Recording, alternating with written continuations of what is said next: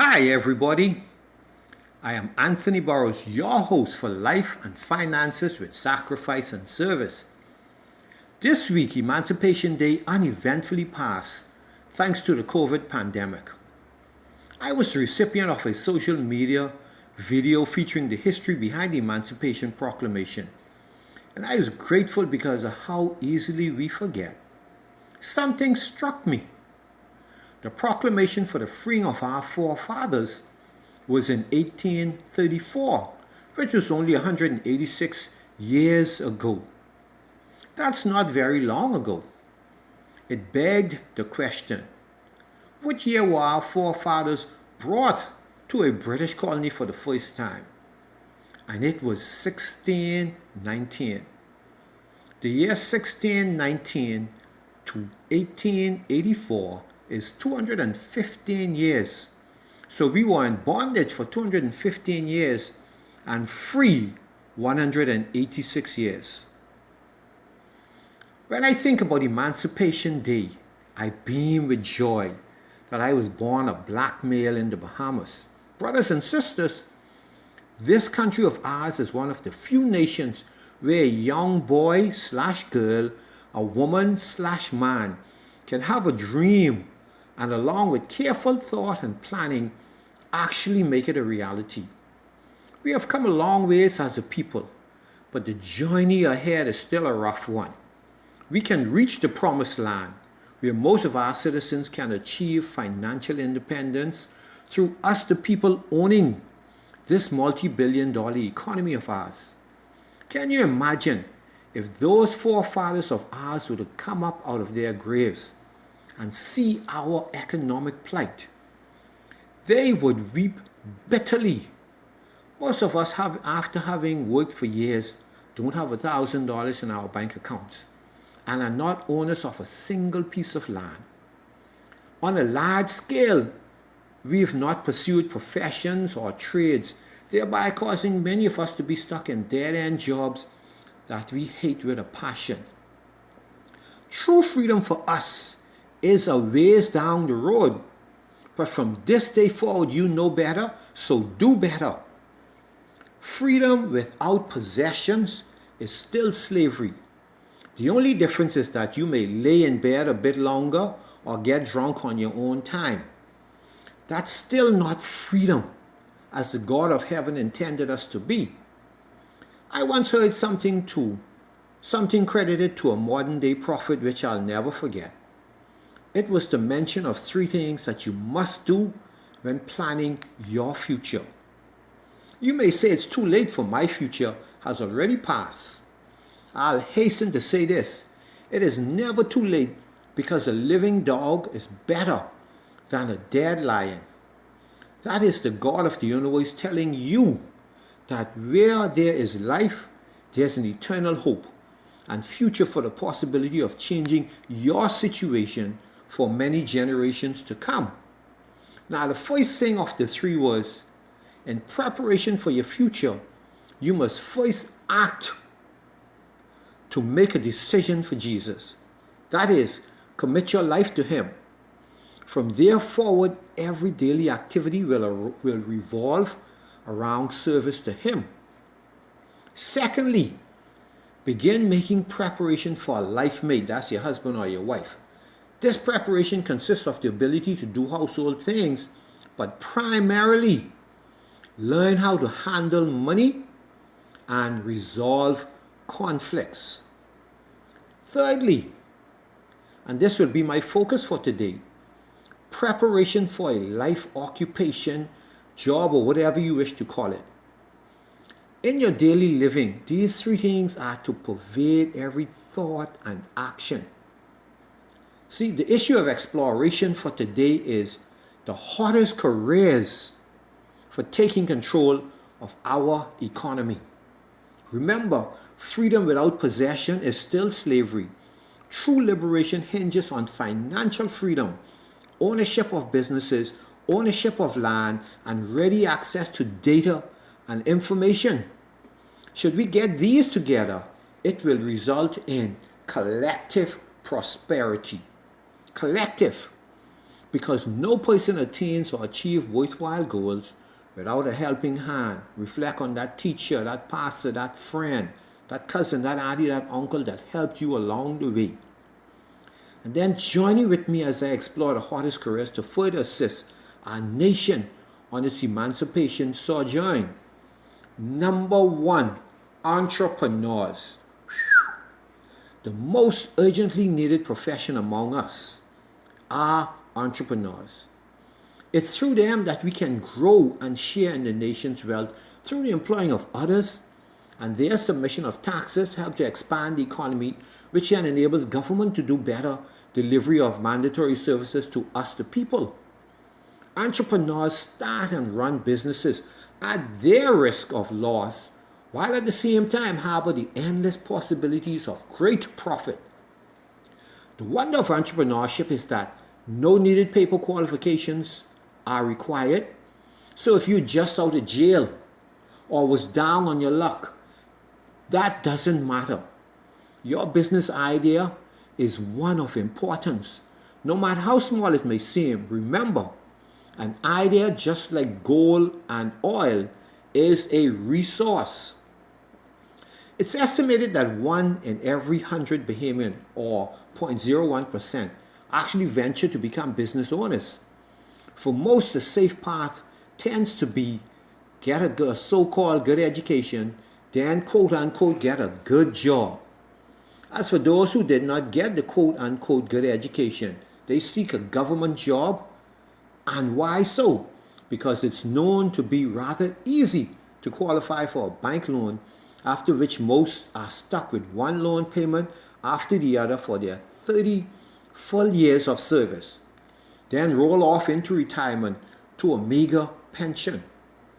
This is bondage, for debt is slavery. The next generation follows that same path, and for generations remain in modern day slavery. Now, there's nothing wrong with a government or hotel job. Our only request is, as citizens, when we come into your establishment, to be treated with dignity and served with excellence. I can't help but remember the excellent service that I received in the passport office. Neither will I forget the poor service at the registrar's office, mainly births and deaths. Look at us. Let's look at the necessary skills and intangibles required to be a successful entrepreneur. Whatever area you choose to pursue, it must line up with your God-given gifts, or like the bourgeoisie would say, your peculiar genius. Now, which means it has to come natural to you, and then you further develop the skill, the knowledge, the service, whatever it is that you're offering. Secondly, have a passion about the area of business you are entering. Now, whenever I run into friends that I have who are entrepreneurs and I bring up the business, man, they are so excited to talk and to share about their business and its hopes and aspirations and all the things that go with it. Also, always have a solid business plan. Now, let me hasten to say this. You must be cautious in your planning and bold in your execution of your plans. That is, cautious with planning and bold in the execution of your plan. Then, of course, one of the things that is of highest value is location of your business. So you must do the homework, the legwork, and the careful study in regards to having a location.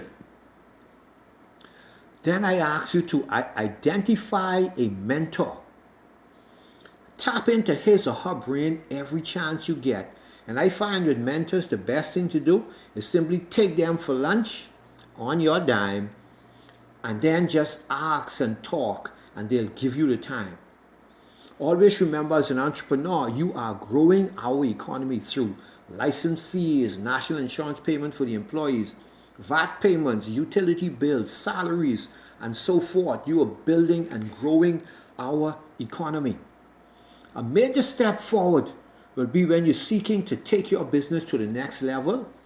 Come to us, the public, so we may join your venture as partners with you. Example, Cable Bahamas, Commonwealth Brewery, and some of these other entities, Commonwealth Bank, all of them went to the shareholders that they now call shareholders, but take it to us, the public. Now seek to take your company to get it listed on BISX. And BISX is the Bahamas International Securities Exchange. And in this way, your wealth increases as well as shared with the Bahamian people. See, many large companies started just like you, but they found alternative financing through partnering with the public, putting out shares and things of the likes. Now, as I wrap this segment, let's look at the types of entrepreneurs. We have the small business owner. In our local context, that's 50 or less employees with a revenue less than 5 million. And you have the large business owners. And then you have the interesting part that a lot of people are venturing into. It's the social configured businesses. I think of Sawyer Boy. That's a social business, he himself. Also think of all these many direct mail shipping companies that we have ran here. They have totally impacted the way we do business as a people, making the post office almost obsolete. Now, many of the businesses listed in our country are foreign owned. And as such, our blood, sweat, and tears, that's the profits, exit these shores for banks and shareholders abroad.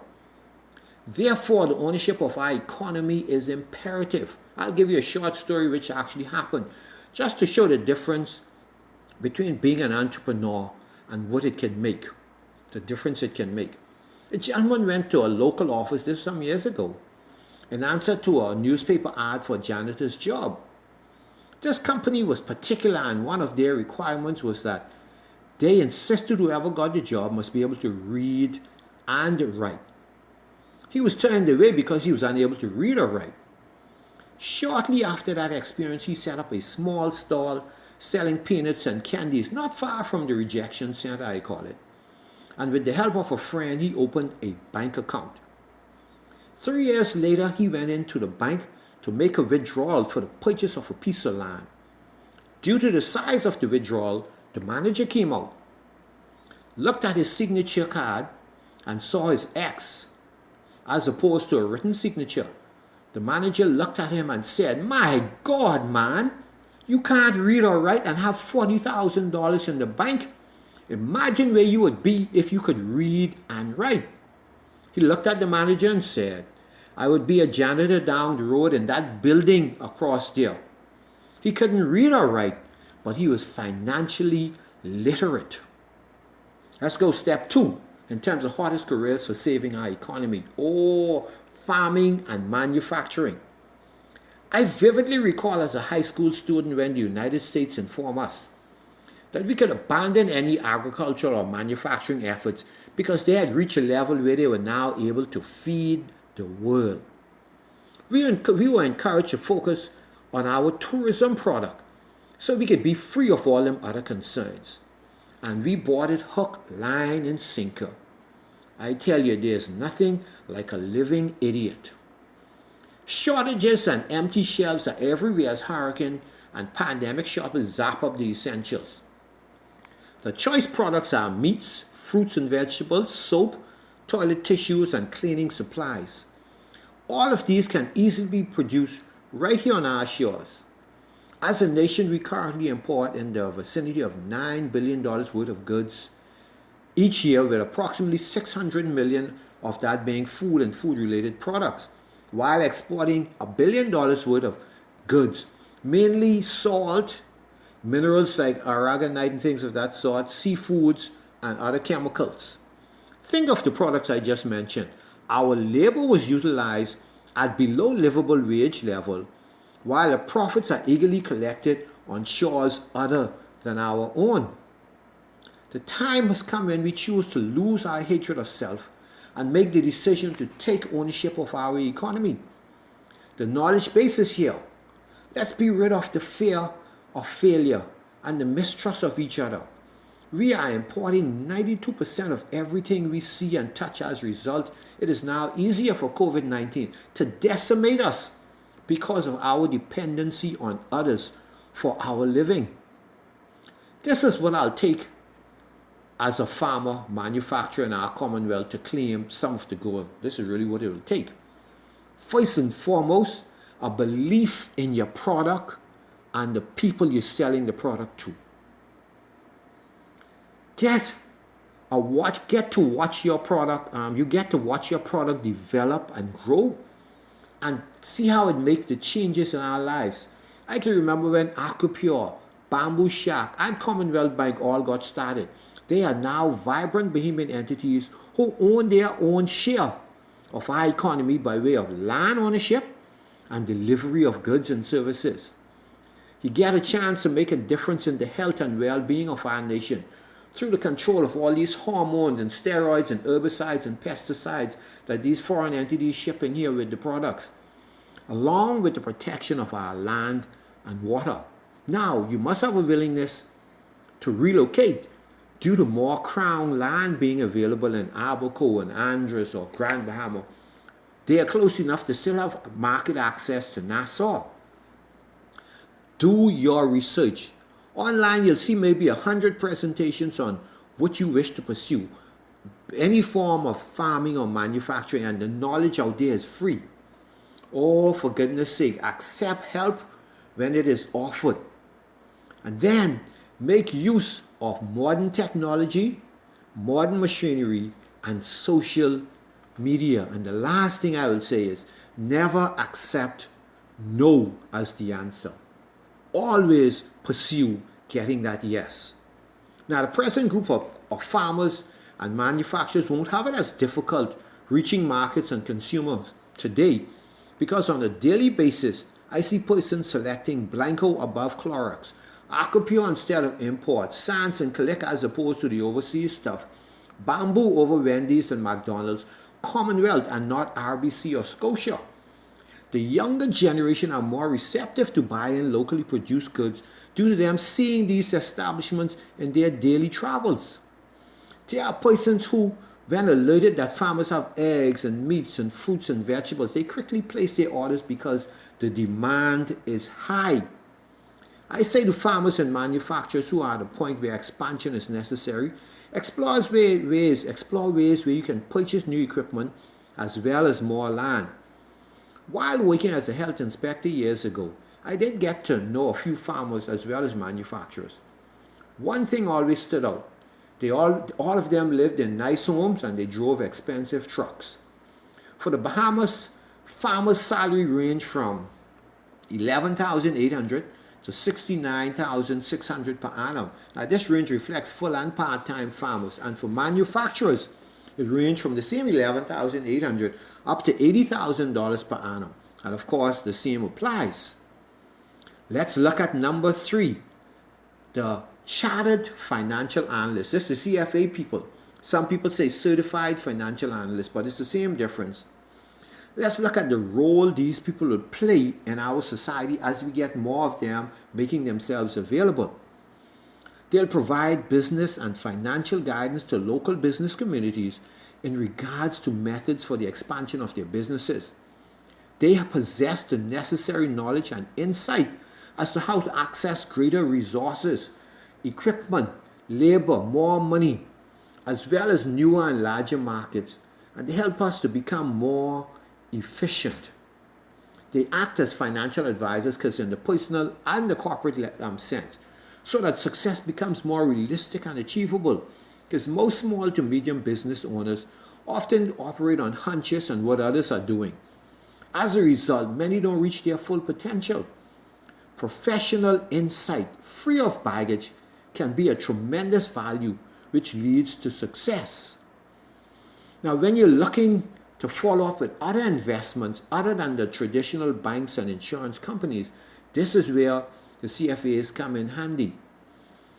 If you're looking to invest in bonds, government bonds, stocks and the likes, and the main thing that advisors should do is get an idea as to your dreams, goals and aspirations, and then guide you in accordance to those.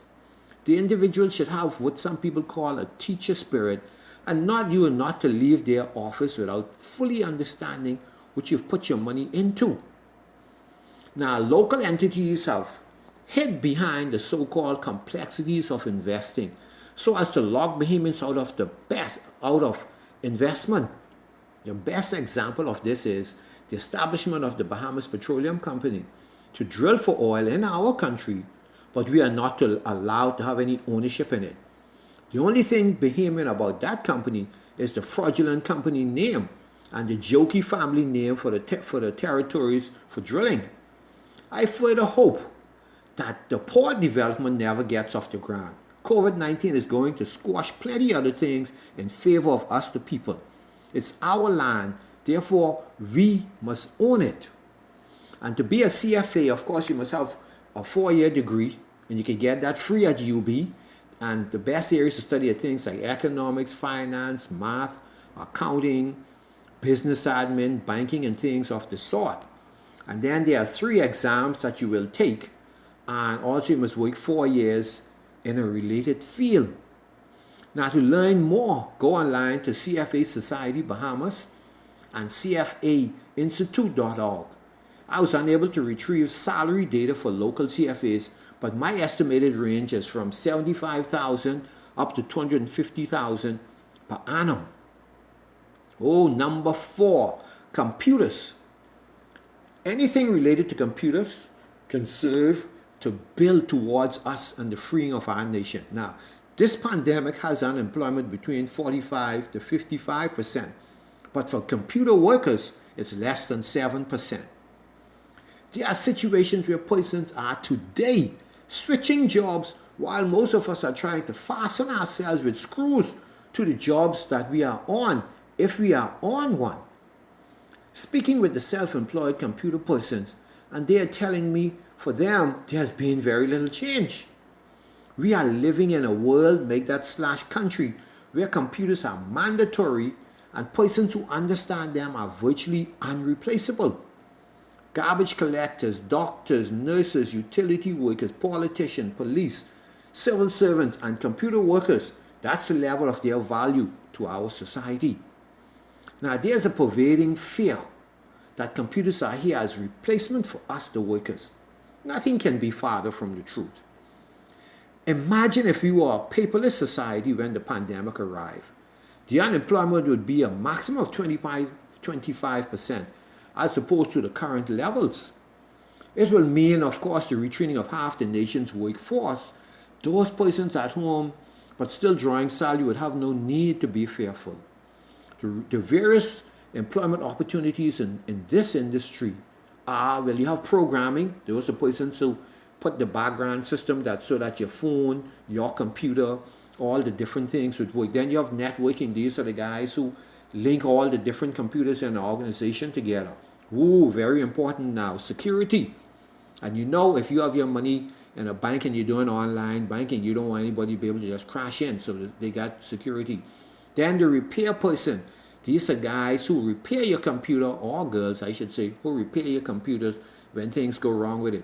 You have the support tech. When you call in, to you it's a massive problem, but to them it's a minor problem, and they would solve it for you right online there for you. Then, of course, you have people who work projects. Then you have the software, and of course, finally, you have the CIS manager, which is the computer system manager, the person that's overall.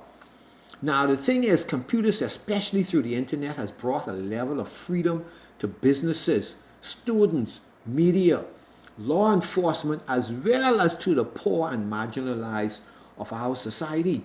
Everything is a click away. We have not because we ask not, and that's why the God of heaven persistently says, "My people perish for the lack of knowledge." From this day forward, begin digging for readily available free knowledge. Salaries are dependent upon your role in the system and where you work. Local salaries range from $27,200 up to $175,000. Now, the final item I'm going to look at in terms of profession are tradesmen. And that's trades such as mechanic, carpenters, medical equipment techs, plumbers, masons, diesel mechanics, small engine repairmen, tile layers, welders, AC techs, computer repairmen, and so forth. Their role is of great importance for us to become owners of this economy. For tradesmen, the earning possibilities are endless, and self-employment, as well as the employment of others, goes a long way towards building our economy because the money remains at home. As a nation, we are on the brink of disaster. Migrants and illegal aliens have made vast inroads into the trades. As a result, salaries and contracts tend to be at the lower end of the spectrum these days. You may say I'm being prejudiced, but there are no cries when persons venture in from London, Beijing, Toronto, or New York to occupy positions deemed too worthy for locals. The spirit of brainwash in both instances is one and the same spirit, with the overall goal of robbing us of our birthright. They will tell the lie that Bahamians don't wish to work for a living. Now look at it, your son slash daughter, brother slash sister, don't they wish to earn their living? Often while visiting Grand Bahama, I'll see droves of locals unemployed and equal droves of Central slash South Americans on buses heading to places of work where our people are being denied the opportunity for gainful employment. Emancipation Day must be brought back into focus. I'll ask you to join me in practicing the spending of your money with our own people where the option exists. I love the thought of land ownership. In quotation of the famous philosopher James Greenleaf, land is the closest thing to faith that a man can have in this life as a firm place on which to stand. One or two churchgoers will condemn that quotation, but look around at the poverty and the levels of underprivilege that we as a people are currently living at. My book of the week is Hezekiah's Independence by Keith Russell, a true Bahamian perspective. I purchased my copy at the university bookstore. Amazon had it as unavailable, but search around town, I'm sure you'll find it. So until next time, may the God of heaven and his Son, the Christ, bless and prosper you.